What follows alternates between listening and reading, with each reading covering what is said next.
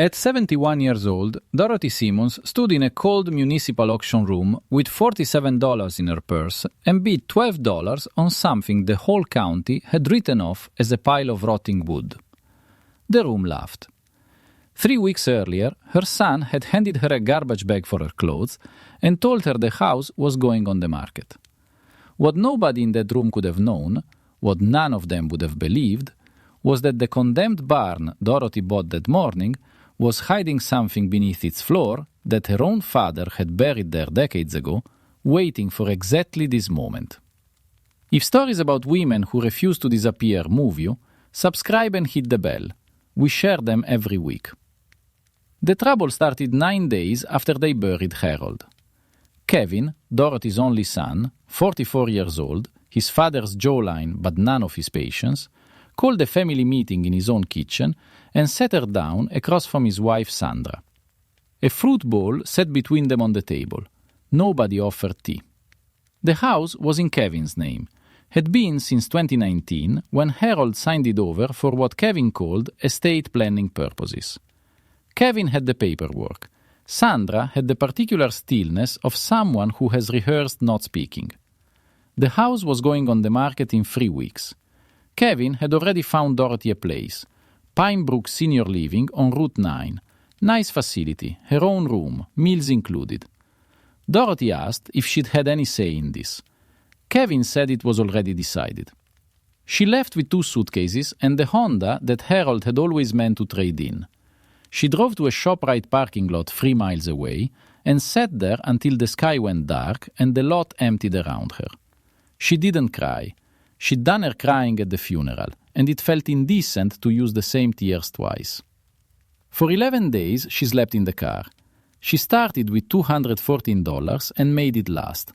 Coffee from the gas station, a sandwich at lunch, a $25 monthly gym membership that gave her access to a shower and a locker. She told herself she was figuring things out. Some mornings, she almost believed it. The notice was taped to a telephone pole outside the county clerk's office. Municipal auction. Abandoned and seized properties. Saturday, 10 in the morning. She had $47 left. The auction ran out of the building's basement. Folding chairs, fluorescent lighting, a heavyset man at a lectern reading lot numbers into a microphone. Parcels of land went fast. A strip of commercial property. A storage unit with unknown contents. Then the man said, Lot 14, a 1.2-acre parcel on Eldridge Road. 1 structure on site, a barn, 1940s construction, condemned by the county, no utilities connected, road access unpaved. Minimum bid, $10. Nobody raised a hand. Dorothy raised hers. A younger man near the back went to 11, the kind of bid made out of mild curiosity rather than real interest. Dorothy said 12. He glanced at her once, shrugged, and looked back at his phone. The room made a sound, not quite laughter, something closer to the collective exhale of people watching something they've already decided is pointless.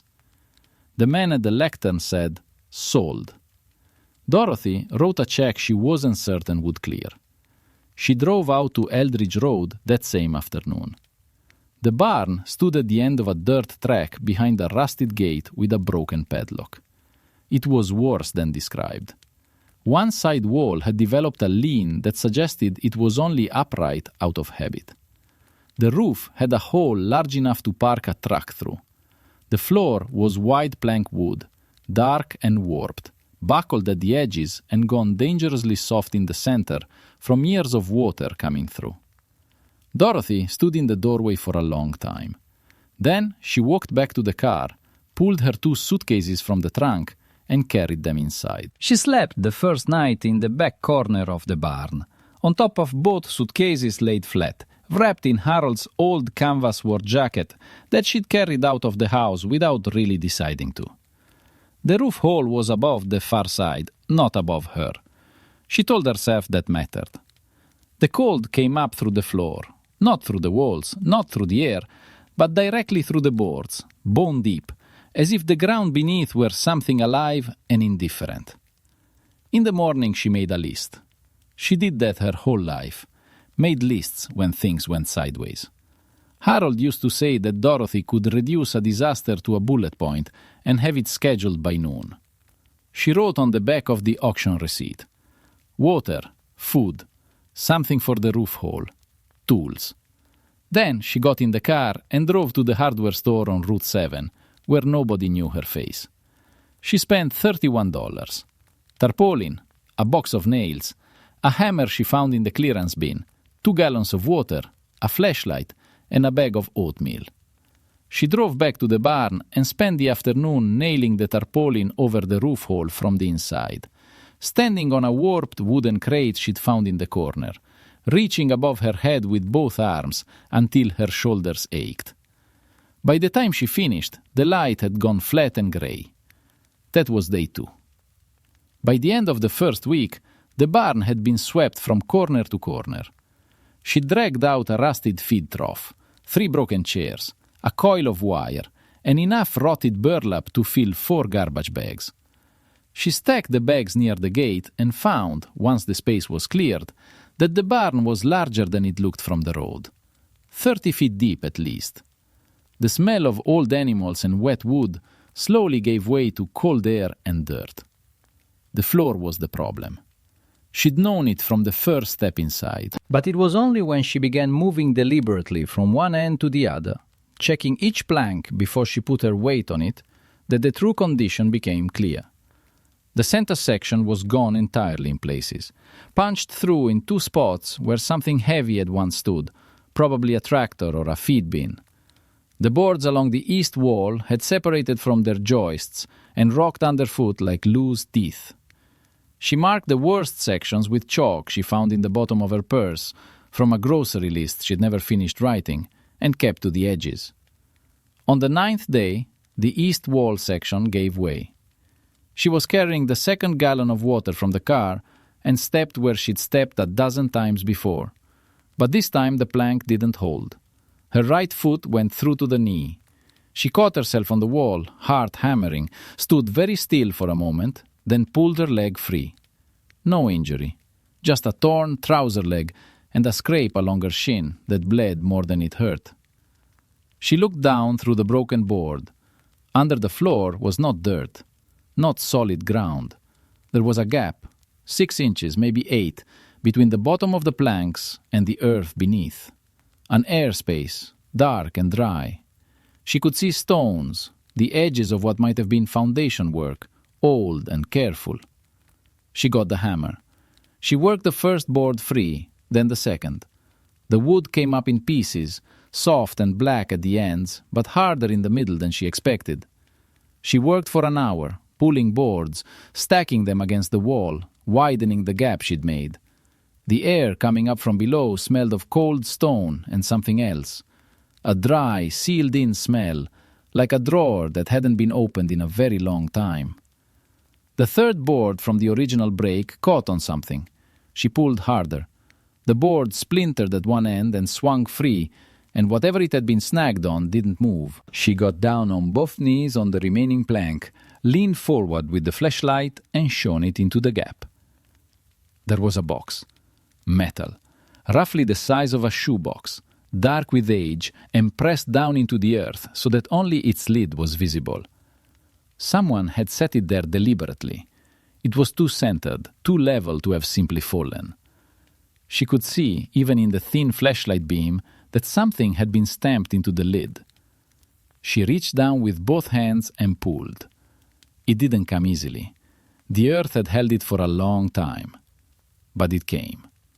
She sat back on her heels with the box in her lap, breathing hard, and turned it toward the light. The initials pressed into the lid were old and faint, but clear. E.M. Edward Mercer. Her father's name. She didn't open it right away. She sat with it in her lap for a full minute, both hands flat on the lid, and breathed. The barn was quiet around her. Outside, the wind moved through whatever trees lined the road, a slow and indifferent sound.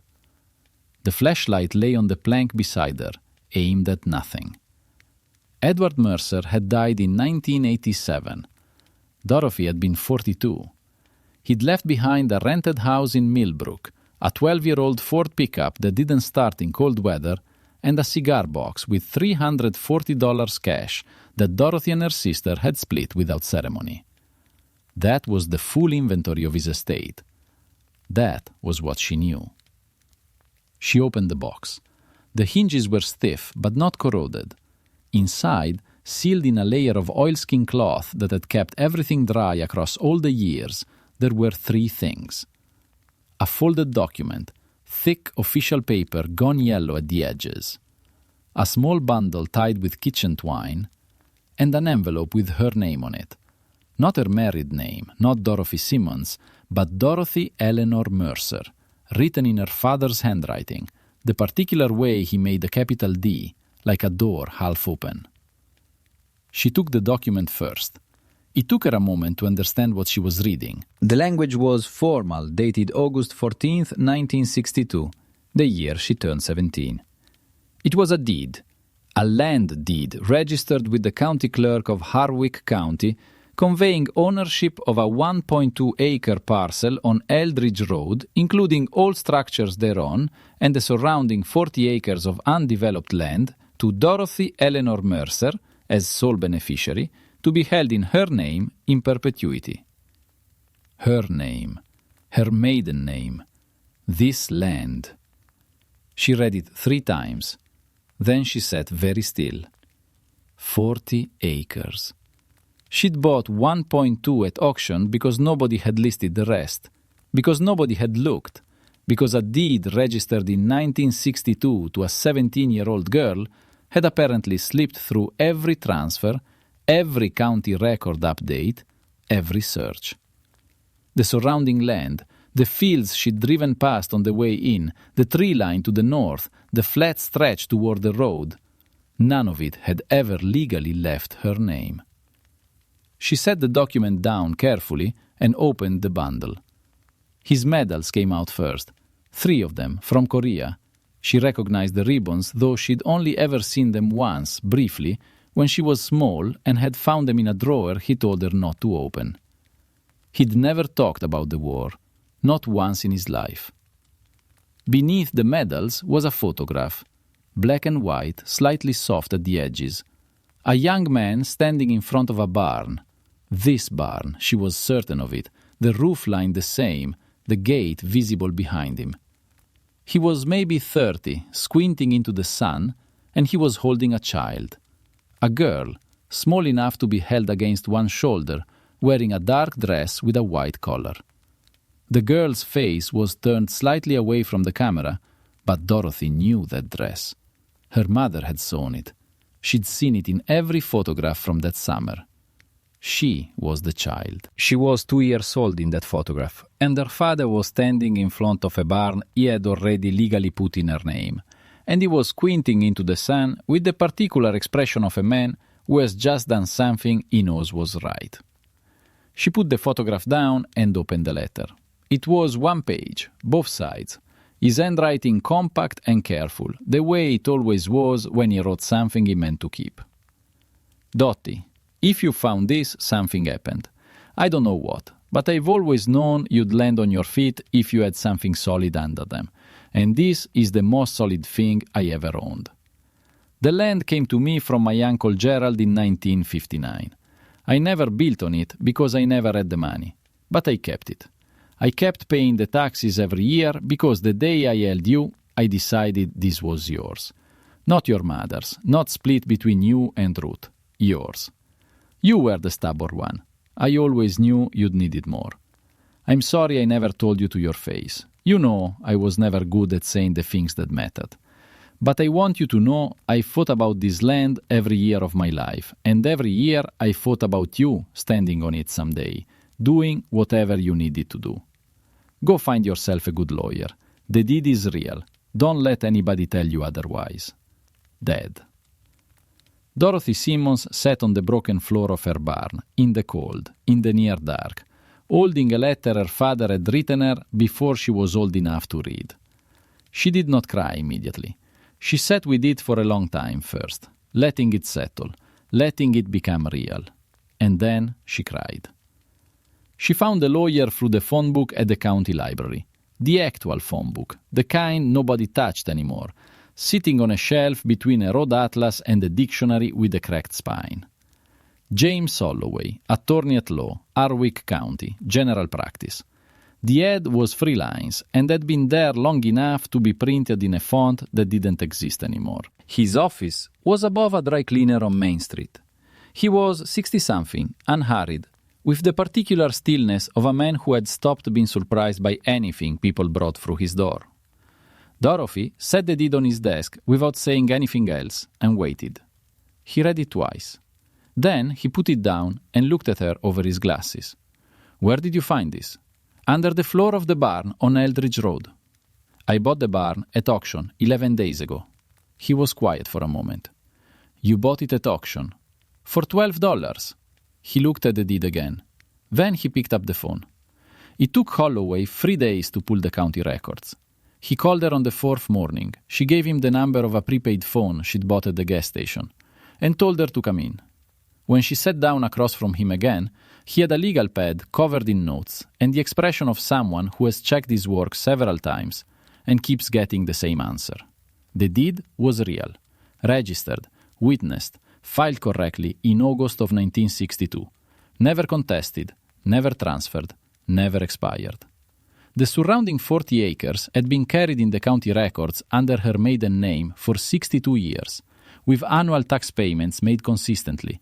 Her father, apparently, had set up an automatic arrangement through a local bank before he died, funding it with a small account Dorothy had never known existed.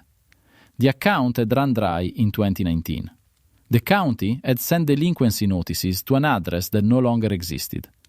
They'd been 3 years from seizing the land when Dorothy Simmons paid $12 for the barn and walked back onto her own property without knowing it. The surrounding acreage, Holloway told her, was currently valued by the county assessor at a figure she made him repeat. She repeated it back to him to make sure she'd heard correctly. He confirmed it. Land in that corridor had been rising for 4 years. 3 development companies had been assembling parcels to the north and east. Her 40 acres sat directly in the middle of the intended access route for a mixed-use project that had been in planning approval for 18 months. Without her land, the project had no road access. Without road access, the project had nothing. She asked if they knew about her. "They know about the parcel," Holloway said carefully. "Whether they know there's an owner is about to become a different question." It became that question 2 days later.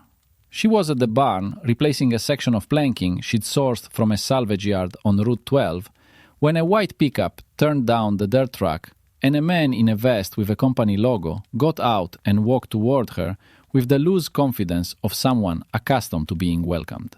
He introduced himself as a project coordinator for Meridian Land Development and said he understood she had a claim on the Eldridge Road parcel.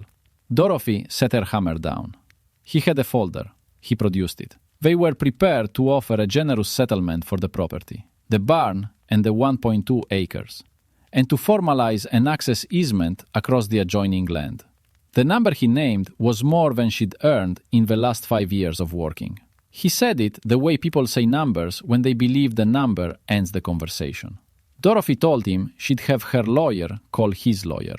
His expression shifted slightly. He said he was sure they could work something out directly, that lawyers had a way of complicating things that were actually simple. Dorothy picked up her hammer and went back to the plank she'd been fitting. After a moment, she heard him walk back to his truck. Kevin called that evening. She didn't ask how he'd gotten the prepaid number. She assumed Sandra. She assumed someone had talked to someone at the county office or seen the legal notice Holloway had filed, or simply heard through the way things move in small counties. Kevin said he'd heard there was some situation with land. He said he wanted to help. He said she shouldn't be dealing with developers alone at her age, that these things got complicated, that he could drive out and they could talk through it together as a family. Dorothy listened until he finished. Then she said, "James Holloway on Main Street is handling everything. You can call him if you'd like." She hung up before he could answer.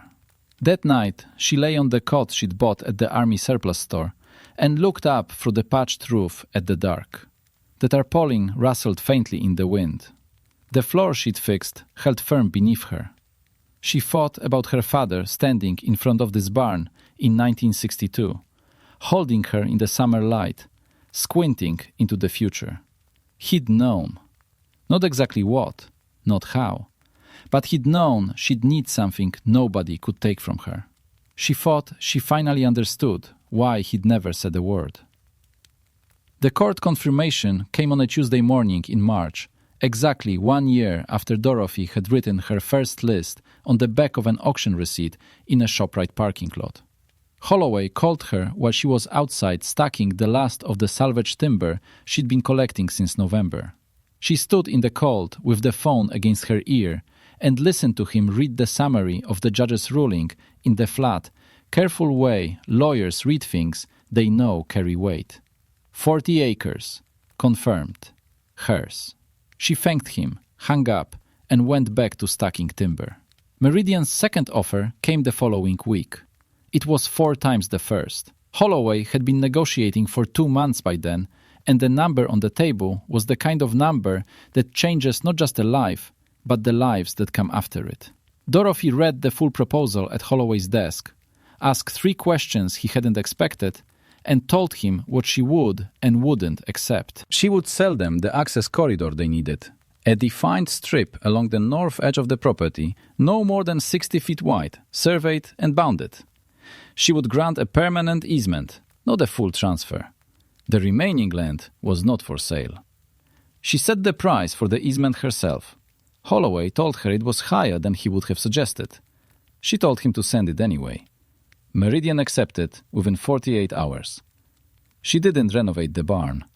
She'd thought about it, drawn rough sketches in the margins of her grocery lists, priced lumber and insulation on her phone in the evenings, but when it came to it, she couldn't bring herself to change the structure her father had stood in front of in 1962. What she built instead was 20 yards to the west, a small house, properly framed, properly insulated, with a porch that faced east toward the tree line and caught the morning light. She hired 2 men from town who came recommended by the woman at the hardware store, and she worked alongside them every day they were there. By September, she had a kitchen, 2 rooms, a wood stove, and floors that didn't move when she walked across them. Kevin drove out in October. He parked on the road and walked down the track and stood at the gate the way people stand when they're not sure if they're welcome. Dorothy was on the porch. She watched him come up the path and didn't say anything until he was close enough to speak normally. He said she looked well. He said he'd heard things had worked out. He looked at the house, at the barn behind it, at the tree line, and she could see him calculating even as he was standing there trying not to show it. He said he was glad for her. He said he hoped they could move past things, that family was family, that Harold would have wanted them to. Dorothy thought about Harold. She thought about what Harold would actually have wanted, which was for her to have been treated with basic decency in the weeks after they buried him. She told Kevin she wished him well. She told him she meant that without reservation. Then she told him this land, this house, and everything she was building here was hers, and it would remain hers, and she'd be handling her own affairs going forward without assistance. He stood there for a moment, with his mouth slightly open. Then he nodded once and walked back to his car. She watched until the car turned onto the main road and disappeared. That evening she sat on the porch with her father's letter in her hands, though she no longer needed to read it. She had it memorized by then, had memorized it somewhere around the 15th time she'd read it, without deciding to. The photograph was inside on the kitchen table, framed now, her father young and squinting, holding a version of her that didn't know yet what she'd need. She thought about the 11 days in the ShopRite parking lot, the $12, the room full of people who laughed and then went home and never thought about her again. She thought about the floor giving way under her foot and the smell of old stone coming up through the dark. He'd buried it deep enough to last. He'd paid the taxes every year for 28 years on a piece of land he never told her about, in a county he never moved back to, for a daughter he believed would find her way here when she needed it most. She'd never gotten to ask him why he hadn't just told her.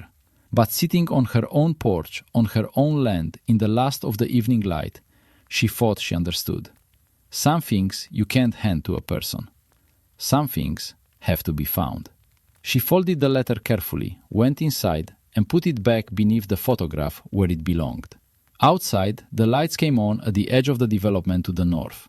The first buildings going up on land that had been empty for years. Progress, moving toward her boundary and stopping there, exactly where she told it to stop. Dorothy Simmons had paid $12 for a barn everyone called worthless. What she found under its floor had never been meant for anyone else. Her father had made sure of that 62 years ago on a summer morning when she was too young to understand what being protected actually looked like. She understood it now. If Dorothy's story moved you, leave one word in the comments, just one, that describes how you feel right now. And if you believe it's never too late to find what was always yours, subscribe. We'll see you in the next story.